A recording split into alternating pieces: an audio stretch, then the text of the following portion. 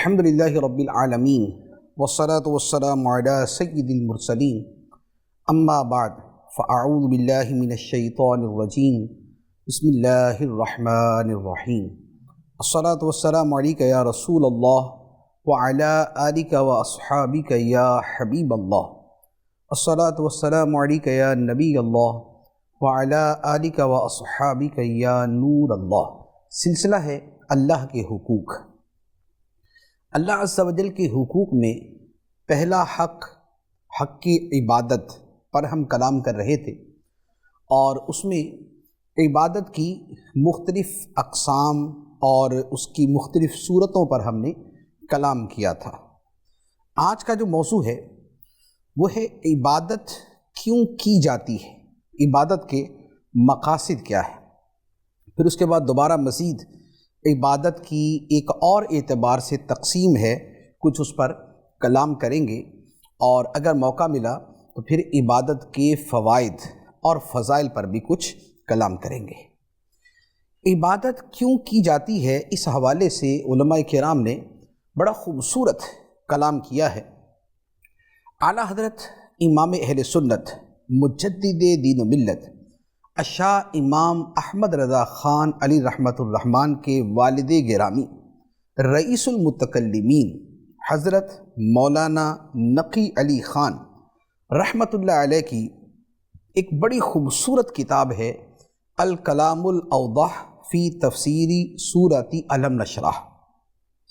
اس میں بہت سے امور پر بڑا خوبصورت اور علمی کلام فرمایا ہے۔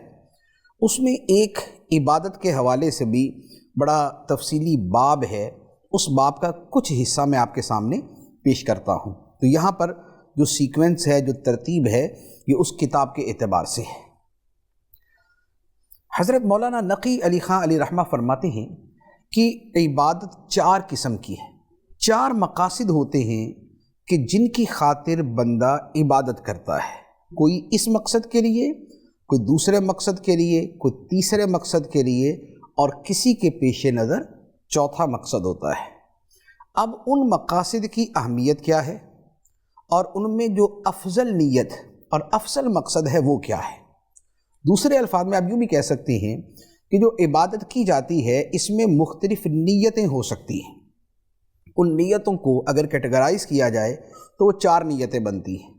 کچھ لوگ پہلی نیت کے اعتبار سے عبادت کرتے ہیں، کچھ کی نیت دوسرے نمبر پر ہوتی ہے، کچھ جو تیسری شے ہے اسے اپنی نیت بناتے ہیں، اور کچھ جو چوتھی شے ہے اسے اپنی نیت بناتے ہیں۔ پہلی نیت کیا ہے یا پہلی قسم کیا ہے؟ پہلی یہ ہے کہ بندہ جنت کے لیے عبادت کرتا ہے۔ اس کا نمازیں پڑھنا، روزے رکھنا، نوافل پڑھنا، تلاوت کرنا، ذکر و اذکار کرنا، یہ ساری عبادتیں اس لیے ہیں کہ اللہ تعالیٰ اسے جنت عطا فرمائے، اسے جنت میں جانا نصیب ہو، جنت کی نعمتیں اسے حاصل ہو جائیں۔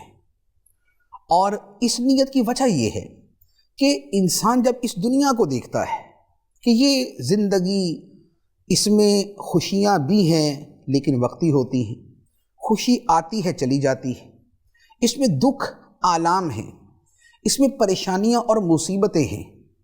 بندہ بچہ ہوتا ہے تو خوشیاں بہت ساری ہوتی ہیں لیکن اس کے ساتھ بہت ساری کمزوریاں بھی ہوتی۔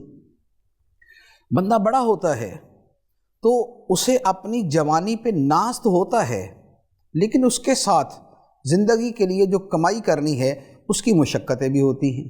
اس کے اگر دوست ہوتے ہیں تو اس کے دشمن بھی ہوتے ہیں۔ آدمی اس سے اوپر عمر کو جاتا ہے تو اس کے خاندان کے مسائل ہوتے ہیں، اس کی بیوی بچوں کے مسائل ہوتے ہیں۔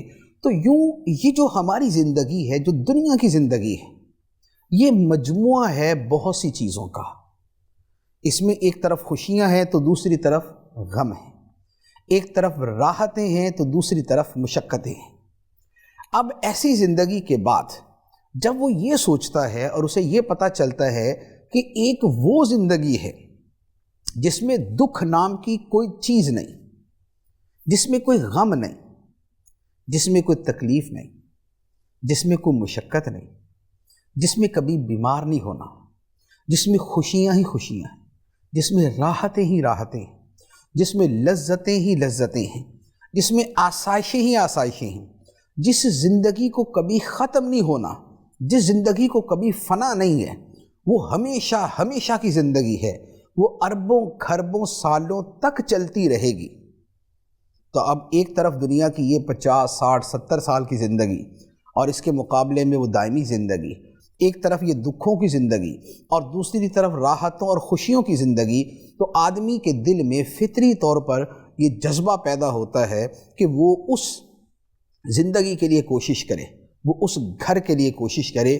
وہ زندگی جنت کی زندگی ہے، اور وہ گھر آخرت کا گھر ہے، اور وہ ٹھکانہ جنت کا ٹھکانہ ہے۔ تو لہٰذا جب یہ والا سینیریو سامنے ہوتا ہے اور یہ والی چیزیں سامنے ہوتی ہیں تو بندہ عبادت کرتا ہے جنت کی خاطر۔ اور عام مومنوں کے اعتبار سے یہ کوئی معمولی شے نہیں، جو جنت کی زندگی ہے اور جنت کا حصول ہے، رب العالمین اسے بھی فوز عظیم فرماتا ہے، یہ عظیم کامیابی ہے۔ فرمایا فَمَنْ زُحْزِحَ عَنِ النَّارِ وَأُدْخِلَ الْجَنَّةَ فَقَدْ فَازَ، جو جہنم سے بچا لیا گیا اور جنت میں داخل کر دیا گیا تو بے شک وہ کامیاب ہو گیا۔ جنت کو حدیث مبارک کے اندر فرمایا کہ یہ بڑا مہنگا سرمایہ ہے۔ تو جنت کی بڑی عظمت ہے، جنت کی بڑی قدر و قیمت ہے۔ اب یہ جو کلام ہے یہ میں اس اعتبار سے کر رہا ہوں کہ بعض لوگ وہ ہوتے ہیں کہ جن کا کوئی تصوف سے یا کوئی طریقت سے یا کوئی معرفت سے یا کوئی حقیقت کی دنیا سے یا خدا سے، خدا کے قرب سے کوئی تعلق نہیں ہوتا، لیکن معاذ اللہ جنت کی تحقیر کر رہے ہوتے جی جنت چیز ہی کوئی نہیں۔ ایسے لوگ، ان کے لیے سوائے اس کے اور کچھ نہیں کہا جا سکتا کہ انہیں آخرت کی قدر نہیں، انہیں جنت کی قدر نہیں۔ تو لہذا جو عمومی مسلمان ہیں، جو عوام المسلمین ہیں، ان کے اعتبار سے یہی ہے کہ وہ جنت کے لیے کوشش کرے، جنت کی طرف دوڑے، حکم خداوندی پہ عمل کرے۔ وَالسَّارِعُوا إِلَىٰ مَغْفِرَةٍ مِّن رَبِّكُمْ وَجَنَّةٍ عَرْضُهَا السَّمَاوَاتُ وَالْأَرْضُ، کہ جلدی کرو اپنے رب کی مغفرت کی طرف اور جنت کی طرف، جس جنت کی چوڑائی آسمان و زمین کے برابر ہے۔ تو لہٰذا عبادت کی جاتی ہے جنت کے حصول کے لیے، جنت کی نعمتیں پانے کے لیے، جنت کے محلات میں رہائش کے لیے، جنت کے مشروبات پینے کے لیے، جنت میں جو اور نعمتیں رب نے پیدا فرمائی ہیں ان کے حصول کے لیے۔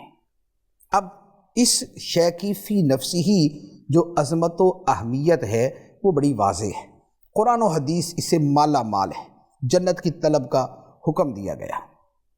لیکن جیسے یہ ہوتا ہے نا کہ لوگوں کے درجوں میں فرق ہوتا ہے، کوئی شے ایک بندے کے لیے تو بڑا اعلیٰ درجہ ہے، لیکن ہو سکتا ہے کہ دوسرے بندے کے حق میں وہ اتنا بڑا درجہ نہ ہو۔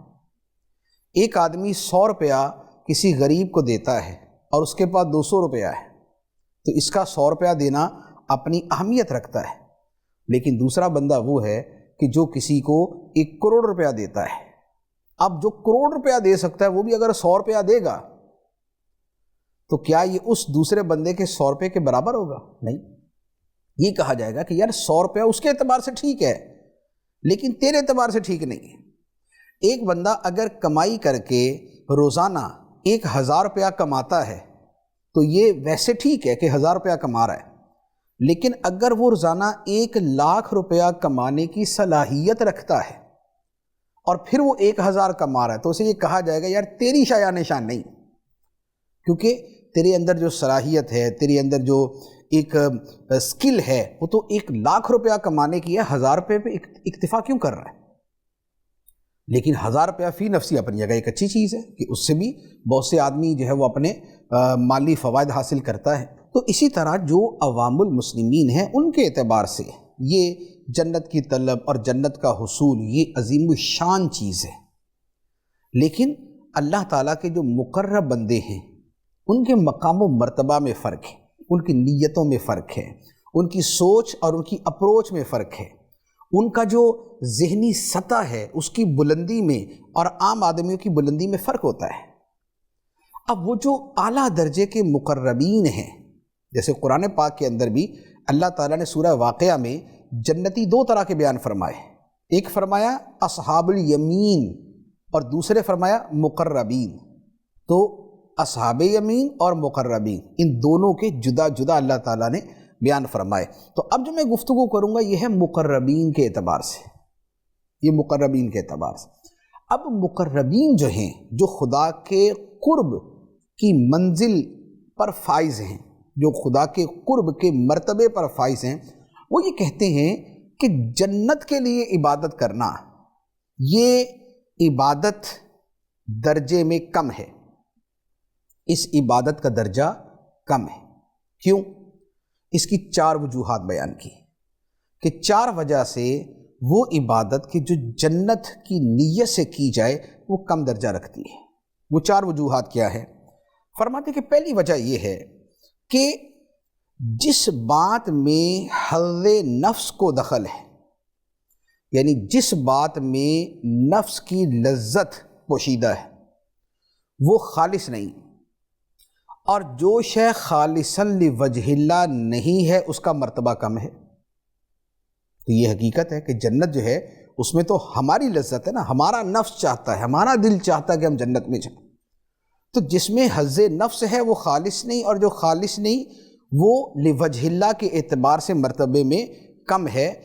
بندہ مخلص وہ ہے کہ آرزو اور خواہش کو محبوب پر قربان کر دے، محبوب حقیقی خدا کی رضا پر جو ہے وہ قربان کر دے کہ بس اسے محبوب حقیقی مل جائے اور کچھ نہیں چاہیے۔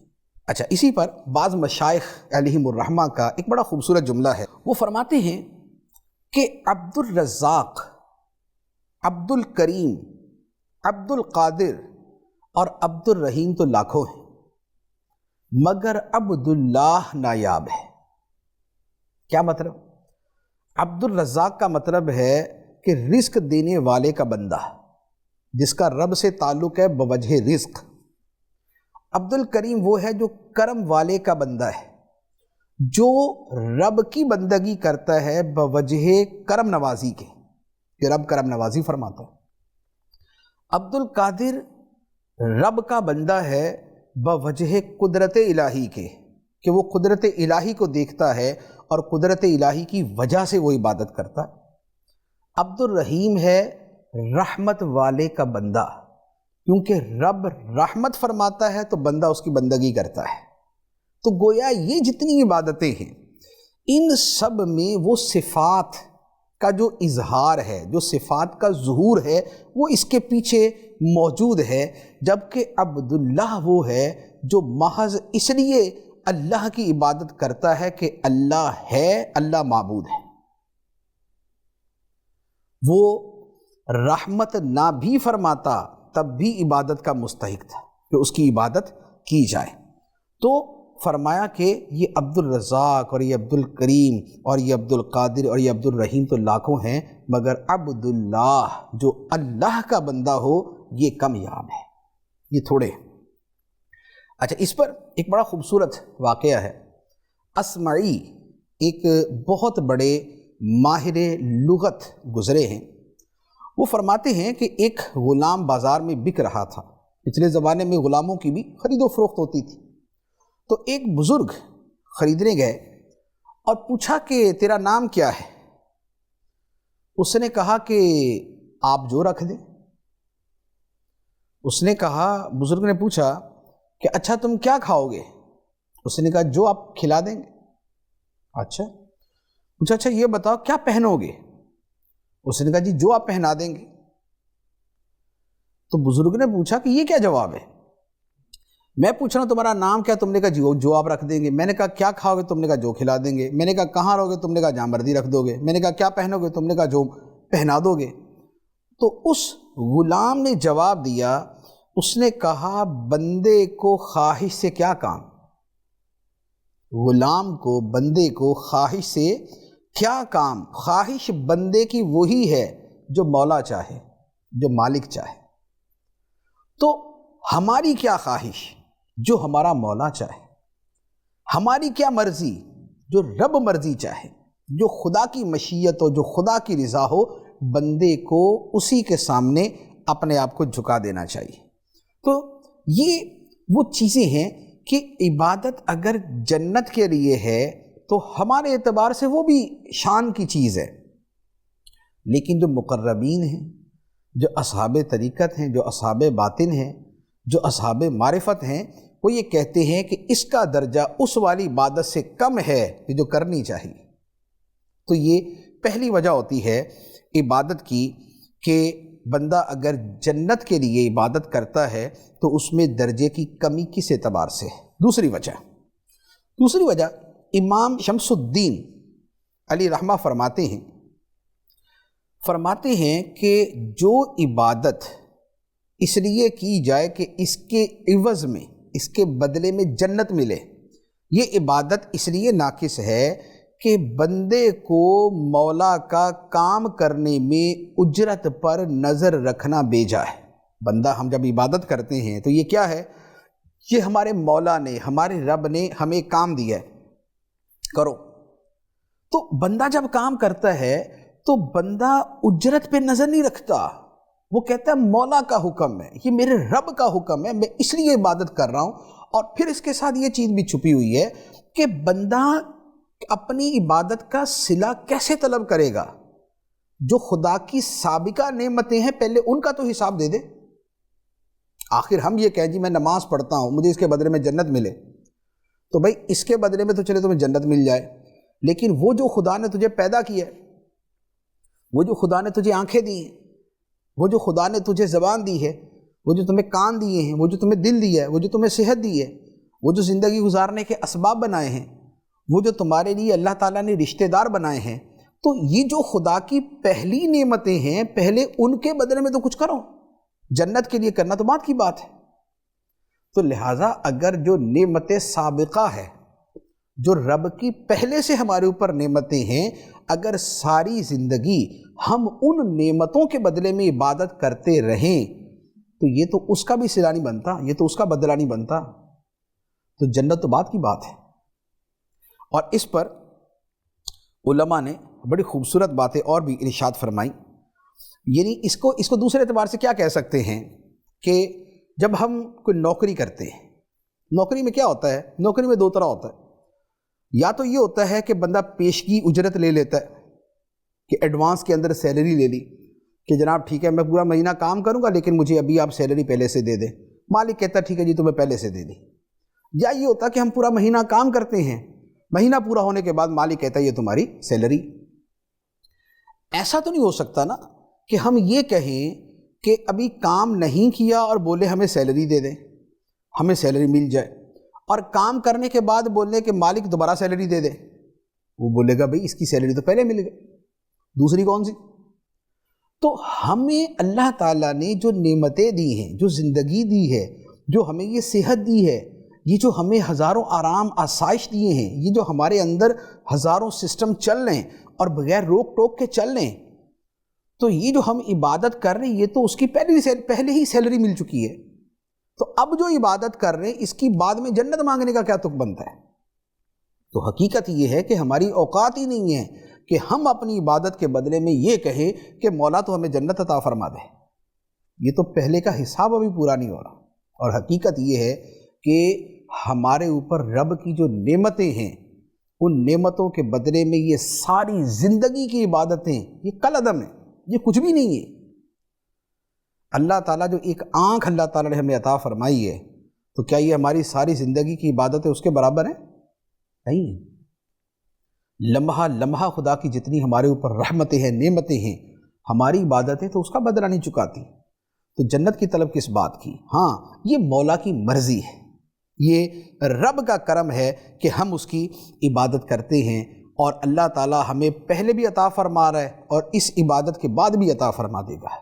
لیکن یہ فضل ہے، یہ کرم ہے، یہ رحمت ہے، یہ عوض اور معاوضہ نہیں ہے ہمارا۔ معاوضے کے قابل تو ہم کام بھی نہیں کر رہے۔ اس پر علماء کرام نے چند اور باتیں ارشاد فرمائی۔ وہ فرماتے ہیں کہ الہیت، الوہیت یعنی خدا کا معبود ہونا، یہ الوہیت جو ہے خدا کی، یہ مقتضی عزت و ہیبت ہے، یعنی کہ یہ تقاضا کرتی ہے کہ رب کی تعظیم کی جائے اور رب سے بندہ جو ہے وہ ہیبت رکھے، اس سے ڈرے۔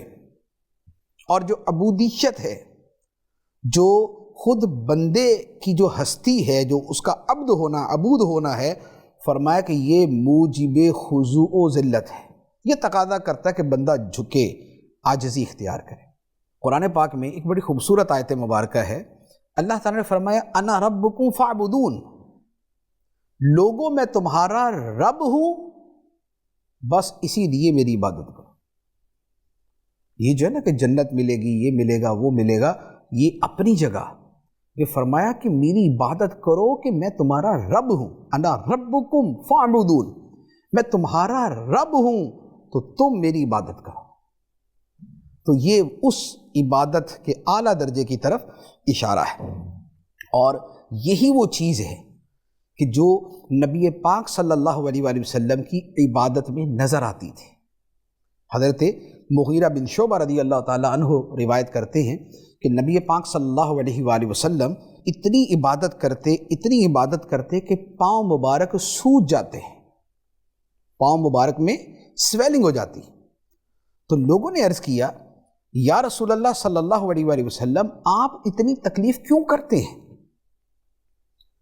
کیونکہ عبادت بندہ بہت کرتا ہے، گناہ بخشے جائیں، تو آپ کا تو یہ معاملہ ہی نہیں ہے، آپ کے صدقے تو دوسروں نے بخشے جانا ہے، تو یا رسول اللہ آپ اتنی عبادت کیوں کرتے ہیں؟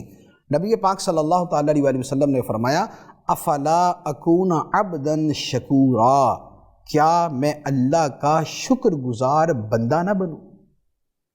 کیا میں اللہ کا شکر گزار بندہ نہ بنوں؟ تو اب آپ دیکھیں عبادت کا مقصد کیا بیان فرمایا کہ بھئی خدا کی جو سابقہ نعمتیں چلتی آ رہی ہیں ان کا تو شکر ادا کیا جائے۔ یہ ہے وہ اعلیٰ درجے کی عبادت کی صورت ہے۔ تو مولانا نقی علی خان علیہ رحمہ یہاں پر بڑے خوبصورت انداز میں سمجھاتے ہیں، اپنے الفاظ میں فرماتے ہیں اے عزیز، تیرا مولا ارحم الراحمین ہے، اے عزیز تیرا مولا ارحم الراحمین ہے، تو اجرت پر نظر نہ کر، وہ تجھے آخرت کے اجر سے محروم نہ رکھے گا۔ تو اجرت پہ نظر نہیں بھی کرے گا نا تو رب تجھے آخرت کے اجر سے محروم نہیں کرے گا، بلکہ اگر تو بہشت کی نعمتوں سے قطع نظر کر کے خاص اسی کی محنت کرے گا، خاص رب کے لیے محنت کرے گا، وہ اپنے فضل و کرم سے ثواب خاص عطا فرمائے گا۔ وہ ثواب خاص کون سا ہے؟ جو اللہ تعالیٰ نے قرآن میں فرمایا فَلَا تَعْلَمُ نَفْسٌ مَّا أُخْفِيَ لَهُم مِّن قُرَّةِ أَعْيُن، کوئی جان نہیں جانتی جو آنکھوں کی ٹھنڈک اس کے لیے چھپا کے رکھی گئی ہے۔ جو آنکھوں کا سرور، آنکھوں کی ٹھنڈک اللہ تعالیٰ نے بندے کے لیے آخرت میں رکھی ہوئی ہے، کوئی جان جانتی نہیں کہ وہ کیسی ہے، وہ کتنی عظیم نعمت ہے، وہ کتنی عظیم لذت ہے۔ اور حدیث مبارک میں فرمایا گیا، فرمایا ما لا عین رأت ولا اذن سمعت ولا خطر علی قلب بشر، فرمایا کہ خدا نے جنت میں ایسی لذت اور نعمت رکھی ہے کہ جو کسی آنکھ نے دیکھی نہیں، کسی کان نے سنی نہیں، اور کسی کے دل میں اس کا خیال تک نہیں گزرا۔ اور حقیقت میں ان نعمتوں میں جو اعلیٰ ترین نعمت ہے جس پر یہ والی چیزیں پوری صادق آتی ہیں، وہ خدا کا دیدار ہے، وہ خدا کا دیدار ہے، وہ دیدار کی لذت ہے۔ تو حضرت مولانا نقی علی خان علیہ رحمہ فرماتے ہیں کہ مالک حقیقی کے یہاں سب کچھ ہے، مگر قدر و قیمت تیری طلب پہ ہے۔ تیری اوقات کیا ہے، تیری قدر کیا ہے، اس کا دار و مدار تیری اپنی طلب پہ ہے۔ جو شخص اس کی سرکار سے دنیا طلب کرتا ہے اس کو دنیا دے دی جاتی ہے، اور جو آخرت مانگتا ہے اس کو آخرت دے دی جاتی ہے، کیونکہ رب فرماتا ہے جو دنیا کا ثواب چاہتا ہے ہم اسے وہ دے دیتے ہیں، اور جو آخرت کا ثواب چاہتا ہے ہم اسے اس میں سے عطا کر دیتے ہیں۔ تو یہ تو ہے دنیا کی طلب کرنے والے اور آخرت کی طلب کرنے والے۔ اور آخر میں فرماتے ہیں اور جو دنیا و آخرت کو چھوڑ کر خدا کی طلب میں مصروف ہوتا ہے، جو دنیا و آخرت کو چھوڑ کر خدا کی طلب میں مصروف ہوتا ہے، اس کو اپنے مشاہدہ سے مشرف فرماتے ہیں اور اپنے وصل سے کامیاب کرتے ہیں، جس کے بارے میں فرمایا فی مقعد صدق عند ملیک مقتدر، کہ سچ کی نشست پہ قدرت والے بادشاہ کے حضور بیٹھے ہوئے ہوں گے۔ جو متقی لوگ ہیں، جو رب کے لیے سب کچھ کرنے والے ہوں گے، کہاں ہوں گے؟ فرمایا فی مقعد صدق، سچ کی نشست میں۔ کہاں پر؟ عند ملیک مقتدر، اس قدرتوں والے بادشاہ کی بارگاہ میں بیٹھے ہوئے ہوں گے۔ اور ایک دوسری روایت کی طرف اشارہ فرمایا من قتلتہ محبتی فانا دیتہ، کہ جسے میری محبت نے مار دیا، رب فرماتا ہے جسے میری محبت نے مار دیا تو اس کی دیت میں خود ہوں، کہ بدلے میں خود خدا مل جاتا ہے، بدلے میں خدا مل جاتا ہے۔ لیکن کب؟ کہ جب کسی کا کام کیوں ہے؟ محبت الہی کی وجہ سے۔ محبت خداوندی جو ہے وہ اس کے وجود میں سرایت کرتی ہے، اور سر سے لے کر پاؤں تک وہ خدا کی محبت میں ڈوب جاتا ہے۔ اس کا تسبیح پڑھنا، اس کا ذکر کرنا، اس کا تلاوت کرنا، اس کی نمازیں پڑھنا، اس کا عبادت کرنا، سارے کام محض اللہ کی محبت میں ہوتے ہیں، اور اسی میں اس کی زندگی گزر جاتی ہے، اور اسی میں زندگی گزارتے ہوئے موت سے ہمکنار ہو جاتا ہے۔ فرمایا فانا دیتہ، اس کی دیت، اس کا بدلہ میں۔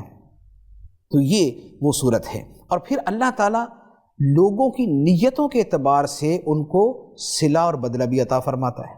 چنانچہ ایک بڑا خوبصورت واقعہ ہے کہ کسی نے حضرت بشر حافی رحمۃ اللہ علیہ کو وفات کے بعد خواب میں دیکھا، اکابر اولیاء کرام میں سے۔ انہیں خواب میں دیکھا تو بڑا اچھا حال، بڑا ایک خوشگوار کیفیت اور ایک شادمانی جو ہے وہ چہرے سے ظاہر ہو رہی ہے۔ تو خواب دیکھنے والے نے پوچھا کہ حضور آپ کا کیا حال ہے، اور وہ جو فلاں بزرگ ہیں عبد الوہاب وراق، ان کا کیا حال ہے، اور وہ جو دوسرے بزرگ ہیں ابو نصر، ان کا کیا حال ہے؟ یعنی دو اور بزرگوں کا پوچھا اور ان کا پوچھا۔ تو حضرت بشر حافی رحمۃ اللہ علیہ نے جواب دیا، فرمایا کہ وہ دونوں جو دوسرے ہیں وہ دونوں مزیدار کھانے کھا رہے ہیں اور خوشگوار مشروبات پی رہے ہیں۔ وہ دونوں مزیدار کھانے کھا رہے ہیں اور خوشگوار مشروبات پی رہے ہیں، مگر مجھے، حضرت بشر حافی رحمۃ اللہ علیہ فرماتے ہیں، مگر مجھے کھانے پینے کی رغبت تھی نہیں، اس لیے پروردگار نے مجھے اپنے دیدار کی دولت عطا فرما دی۔ اب آپ دیکھیں کہ جیسی نیت تھی، جس طرح کا مقصد ذہن میں تھا، خدا نے اسی کے مطابق عطا فرما دیا۔ تو یہ ہے جو بزرگان دین فرماتے ہیں کہ جو عبادت اس لیے کی جائے کہ اسے جنت ملے، اس کا مرتبہ دوسری اعلیٰ درجے والی نیتوں کے مقابلے میں کم تر ہے۔ تیسری وجہ فرماتے ہیں کہ جو عبادت ہے اس کا سبب محبت ہونا چاہیے، عبادت کا سبب محبت ہونا چاہیے۔ جیسے قرآن پاک میں نا والذین آمنوا اشد حبا للہ، اور ایمان والے سب سے بڑھ کر اللہ سے محبت کرتے ہیں، ایمان والے سب سے بڑھ کر اللہ سے محبت کرتے ہیں۔ تو فرماتے ہیں کہ عبادت کا سبب اللہ کی محبت ہونی چاہیے۔ اور بھی قرآن پاک کی آیات مبارکہ ہیں، ایک جگہ فرمایا لن تنالوا البر حتی تنفقوا مما تحبون، تم مقام بر کو نہیں پا سکتے، مقام بر، نیکی، تقوی، اس مقام کو نہیں پا سکتے جب تک اپنی محبوب شے اللہ کی راہ میں خرچ نہ کر دو۔ تو آپ دیکھیں محبوب شے ہے لیکن اس سے بڑھ کر محبوب خدا ہے، اس کی راہ میں خرچ کرنی۔ یا فرمایا قرآن پاک کے اندر ہے، فرمایا وَيُطْعِمُونَ الطَّعَامَ عَلَىٰ حُبِّهِ مِسْكِينًا وَيَتِيمًا وَأَسِيرًا، کہ یہ لوگ یتیم، مسکین اور قیدی کو کھانا کھلاتے ہیں، کیوں؟ علی حبہ، اللہ کی محبت میں۔ یہاں پر محبت الہی کا تذکرہ۔ تو اللہ تعالیٰ کی جو محبت ہے یہ سبب ہونی چاہیے عبادت کی۔ گویا ہم نماز کیوں پڑھیں؟ اس لیے کہ ہمیں خدا سے محبت ہے۔ ہم تلاوت کیوں کریں؟ اس لیے کہ ہمیں خدا سے محبت ہے۔ ہم ذکر کیوں کریں؟ اللہ کا نام، تسبیح پڑھنا، سبحان اللہ والحمد للہ ولا الہ الا اللہ واللہ اکبر، اور جتنی تسبیحات ہیں یہ ہماری ورد زبان رہیں، کیوں؟ اس لیے کہ ہمیں خدا سے محبت ہے، ہم اپنے محبوب حقیقی کو یاد کر رہے ہیں۔ ہم قرآن اس لیے پڑھ رہے ہیں کہ یہ ہمارے سچے محبوب، سچے خدا کا کلام ہے۔ ہم نماز اس لیے پڑھتے ہیں کہ یہ اس محبوب حقیقی سے باتیں کرنا ہے۔ تو جو عبادت کا سبب ہے یہ محبت ہونی چاہیے۔ اب جہاں پر محبت ہوتی ہے اس کا اعلیٰ درجہ یہ ہوتا ہے کہ محب اپنے محبوب کے سوا کسی اور شے پہ نظر نہیں کرتا۔ تو اب جس کی نظر ہے جنت پہ، محلات پہ، پھلوں پہ، نہروں پہ، مشروبات پہ، تو لازمی بات ہے کہ یہ چیزیں خدا تو نہیں، تو محبوب تو خدا ہے۔ تو جب محبوب خدا ہے اور عبادت بر بنائے محبت ہونی چاہیے اور محبوب خدا ہے، تو پھر عبادت میں توجہ صرف خدا کی طرف ہونی چاہیے۔ تو یہ ہے وہ اعلیٰ درجہ عبادت کا کہ عبادت میں نیت کیا ہونی چاہیے۔ لیکن یہاں پر میں وہ بات دوبارہ کہہ دوں کہ اس طرح کی باتیں جو ہیں یہ اس لیے تو ہیں کہ ہم اپنی نیت اچھی سے اچھی کریں، صاف سے صاف کریں، پاک سے پاک کریں، اعلیٰ سے اعلیٰ کریں۔ ہم جو سلف صالحین بزرگان دین ہیں، ہم ان کی عبادات سے مشابہت اختیار کریں اور اپنی عبادت بھی اتنی اعلیٰ کرنے کی کوشش کریں۔ یہ نہیں ہے کہ اس چکر کے اندر اصلاً عبادت سے جاتے رہیں اور جنت کو معاذ اللہ حقیر سا سمجھنا شروع کر دیں، ایسا نہیں۔ اگر یہ والی کیفیت کسی عام بندے کے اندر آئے گی، وہ تو اپنا دین ایمان تباہ کر کے بیٹھ جائے گا، وہ تو اپنا جو ہے وہ دنیا آخرت دونوں کا خسارہ کر کے بیٹھ جائے گا۔ تو لہٰذا اعلیٰ سے اعلیٰ نیت کی طرف ضرور جائیں، لیکن سٹیپ بائی سٹیپ، درجہ بدرجہ۔ اچھا، پھر اس کے بعد چوتھی وجہ علماء نے بیان فرمائی۔ مولانا نقی علی خان علیہ رحمہ لکھتے ہیں، فرماتے ہیں کہ یہ جو عوض کے لیے عبادت کی جائے، جنت کے عوض کے لیے، فرمایا کہ اس کے مرتبے کے کم ہونے کی ایک وجہ یہ ہے کہ یہاں بندہ اپنی عبادت پر بھی نظر رکھ رہا ہے۔ یعنی کہ جب بندہ معاوضہ مانگتا ہے تو اس کا مطلب کیا ہوتا ہے کہ میں نے بھی کچھ کیا ہے۔ ایک آدمی اگر سیلری مانگتا ہے، اجرت مانگتا ہے، تو اس کا مطلب کیا ہوتا ہے کہ جناب میں نے یہ سروسز آپ کو فراہم کی ہیں، میں نے یہ خدمات آپ کو دی ہیں، ان کے بدلے میں آپ مجھے معاوضہ دیں۔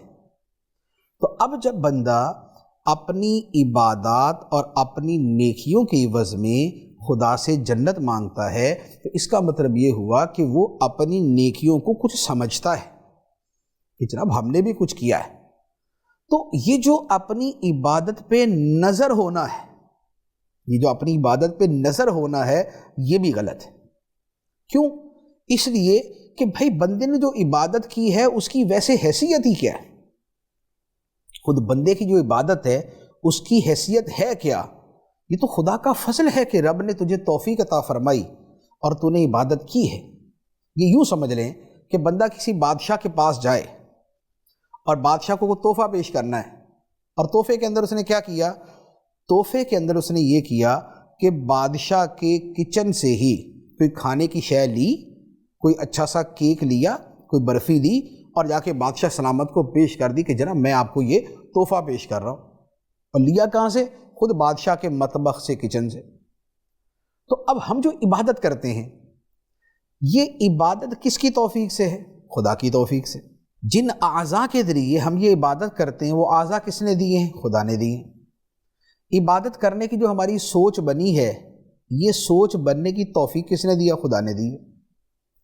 تو جب سب کچھ ہے ہی خدا کا، تو اب اسی کی عطا کو اسی کی بارگاہ میں پیش کیا جائے کہ جناب یہ ہم لے کر آئے ہیں، ہمیں اس کا معاوضہ دیا جائے، یہ بات نہیں بنتی۔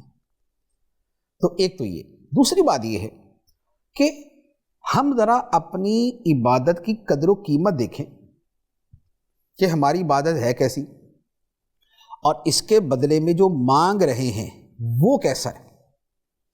عبادت ہم نے یہ کی کہ جناب ہم نے نماز پڑھی، ہم نے روزے رکھے، ہم نے تلاوت کی، ہم نے ذکر اذکار کی، بدلے میں کیا مانگا؟ بدلے میں ہم نے مانگی جنت، کہ مولا ہمیں جنت عطا فرما۔ اب آپ اس پر غور کریں کہ جو عوض ہے وہ اور یہ جو ہم قیمت دے رہے ہیں یہ کیا یہ دونوں ایک جیسی ہیں؟ اس کی میں ایک مثال عرض کرتا ہوں۔ ایک بندہ کسی کے پاس، کسی سنار کے پاس 100 روپیہ لے جائے اور سنار سے کہے جناب یہ 100 روپیہ ہے، آپ اس کے بدلے میں یہ جو سونے کا 7.5 تولے کا سیٹ ہے نا یہ مجھے دے دیں، تو سنار اس کو کیا بولے گا؟ سنار کہے گا کہ آپ کی طبیعت تو ٹھیک ہے، 100 روپے کے بدلے میں 7.5 تولے سونے کا سیٹ مانگ رہے ہو، ارے بھائی جو اس کی قیمت ہے اس کے مطابق دو نا۔ 7.5 تولے سونے کا سیٹ جو ہے یہ 100 روپے کے بدلے میں نہیں ملتا، کیوں؟ اس لیے کہ یہ تھوڑے ایسے ہیں اور وہ شے بہت بڑی ہے۔ یا ہم یہی 500 روپیہ جیب میں رکھ کے چلے جائیں کہ جناب یہ جو آپ کا بنگلہ ہے مجھے بڑا پسند آ گیا، یہ لو 500 روپیہ بنگلہ مجھے دے دو، تو وہ کیا کہے گا؟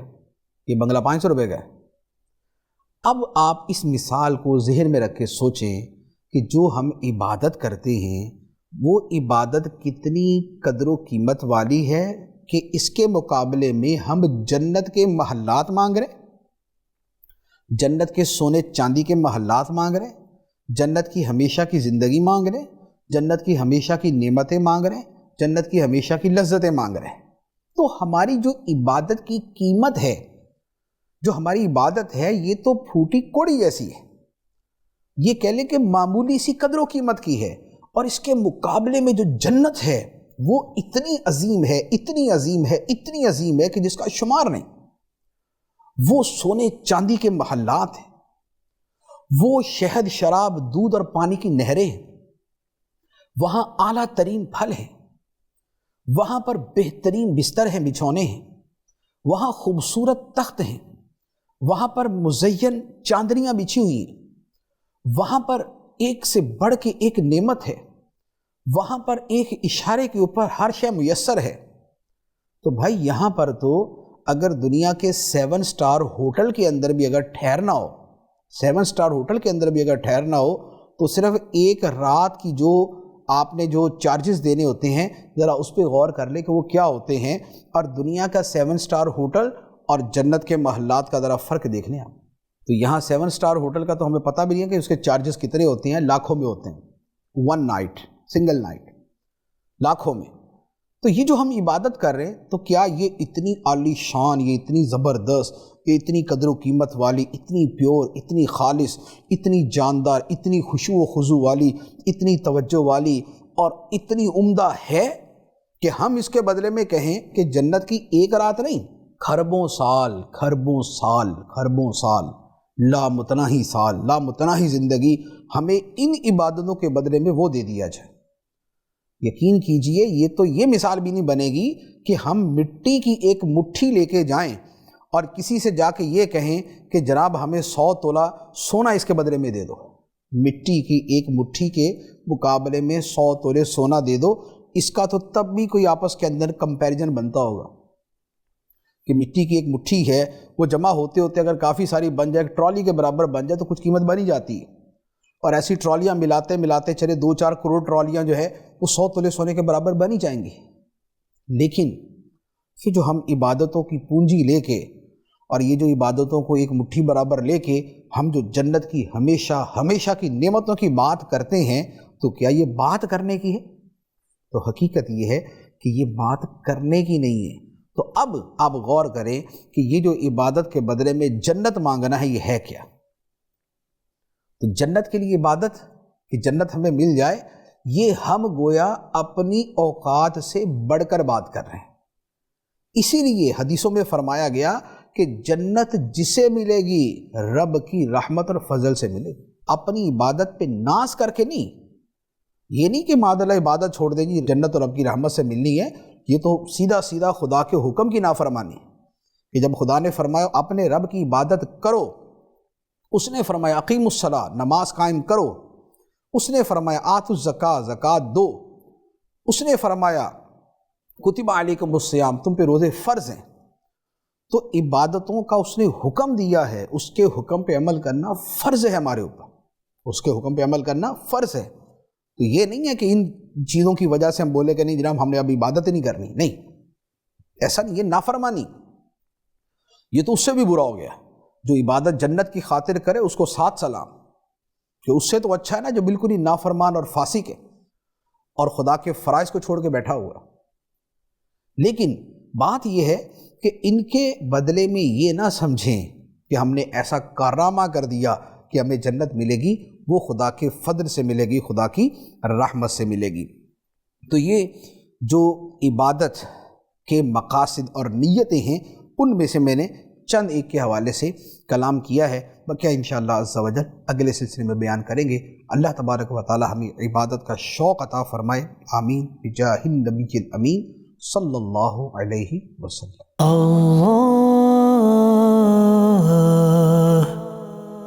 اللہ